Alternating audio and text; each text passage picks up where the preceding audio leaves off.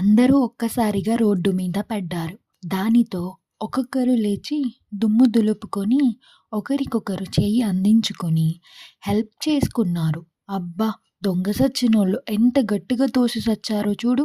అమ్మా! నా నడుము అని అంది తన్మయ్ నడుం అటూ ఇటూ తిప్పుతూ. దానితో జయ్ కళ్ళు తన్మయ్ నడుం వైపుకి వెళ్ళాయి. ఉందా లేదా అన్నట్లుగా సన్నగా నాజూకుగా ఉన్న నడుముని చూసి కళ్ళు అక్కడ్నుంచి రానంటున్నా బలవంతంగా మొహం పక్కకు తిప్పుకున్నాడు.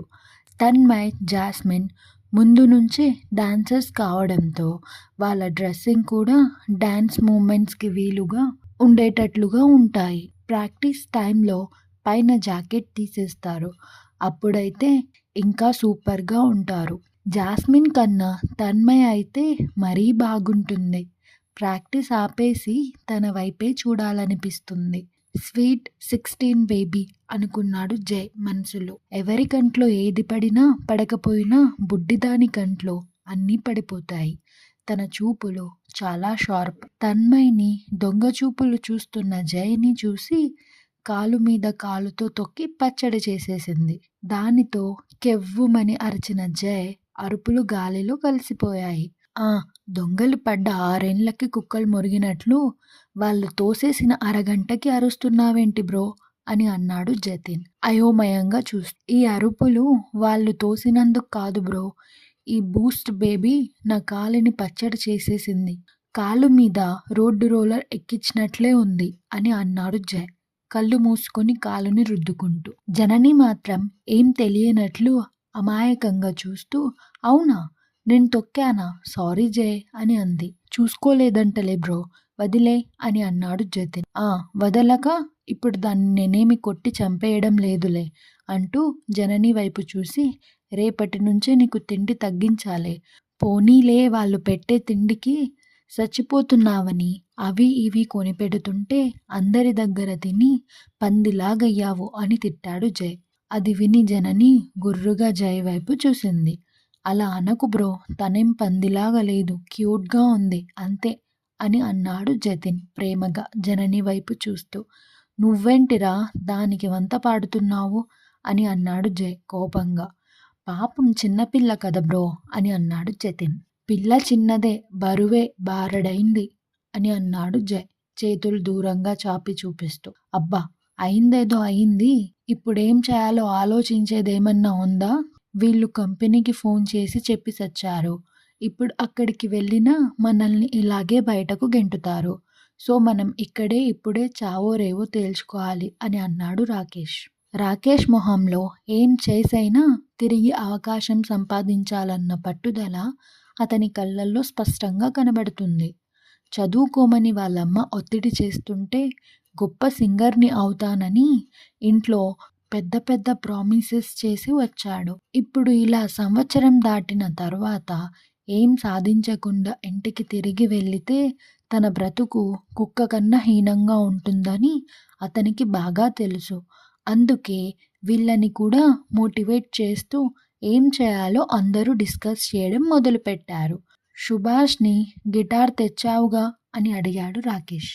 బ్రో, ఎందుకైనా పనికొస్తుందని తెచ్చాను అంటూ బ్యాగ్ జిప్ తీసి గిటార్ బయటకు తీశాడు సుభాష్. ఇంకా వాళ్ళు అవకాశం ఇచ్చే వరకు వెయిట్ చేయలేం బ్రో. మన పర్ఫార్మెన్స్ను వాళ్ళ కళ్ళ వరకు చెవుల వరకు వెళ్ళేదాకా ఆగకుండా పర్ఫామ్ చేద్దాం.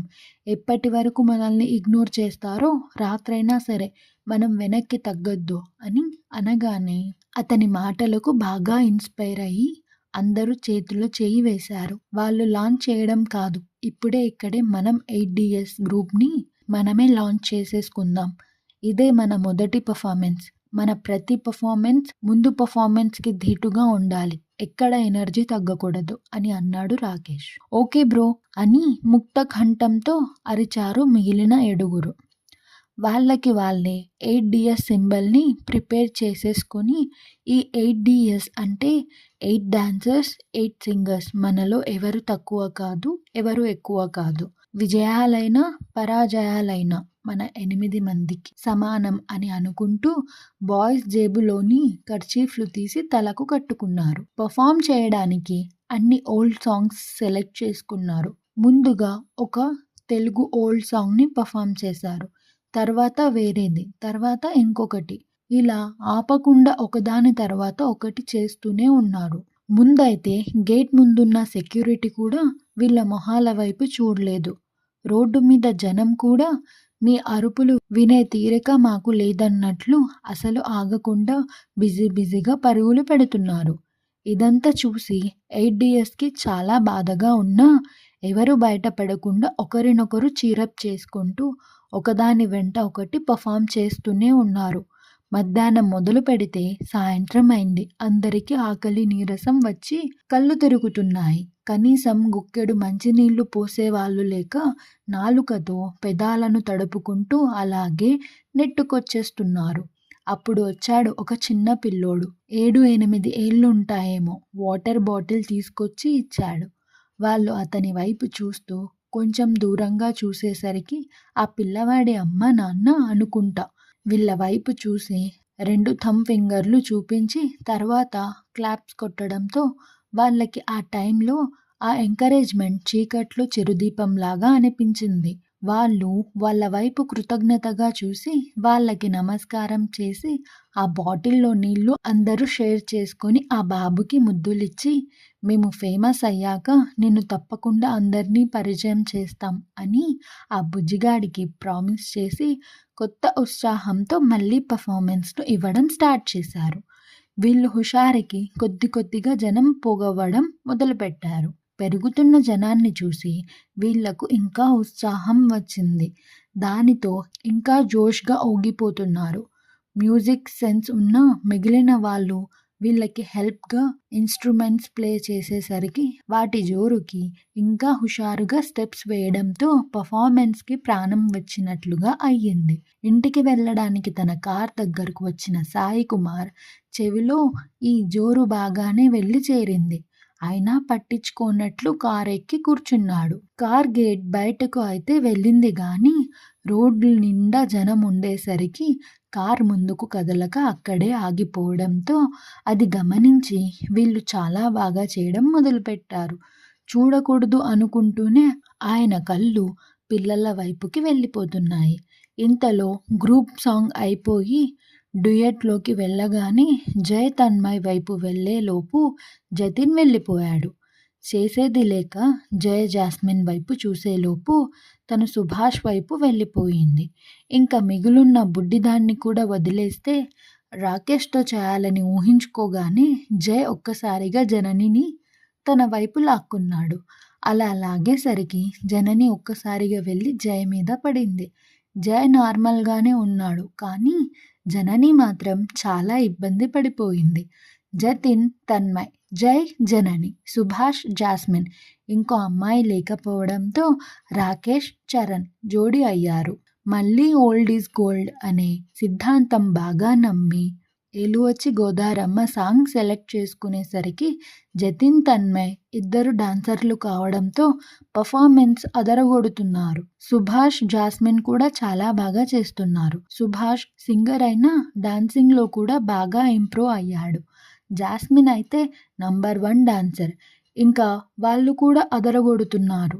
రాకేష్ సింగర్ కావడంతో చరణ్ డాన్సర్ అయినా ఏదో చేసేస్తున్నారు. ఇద్దరు అబ్బాయిలు కావడంతో అది చాలా కామెడీ అయిపోయింది. ఇక మిగిలిన ఆఖరి జంట జై, జనని గురించి మాట్లాడుకోకపోవడం బెటర్ అనుకుంటా.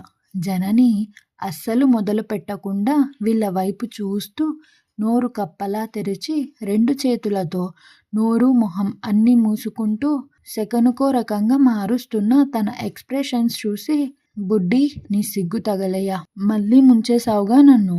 ఇంకా లాభం లేదు. నిన్ను వదిలేస్తే అందరినీ రోడ్డు మీద నిలబెడతావు. ఆల్రెడీ అక్కడే ఉన్నామనుకో, అది వేరే విషయం. ఇంకా బీభత్సం చేసేస్తావు అనుకుంటూ తనని దగ్గరకు లాక్కొని డాన్స్ చేయడం స్టార్ట్ చేశారు.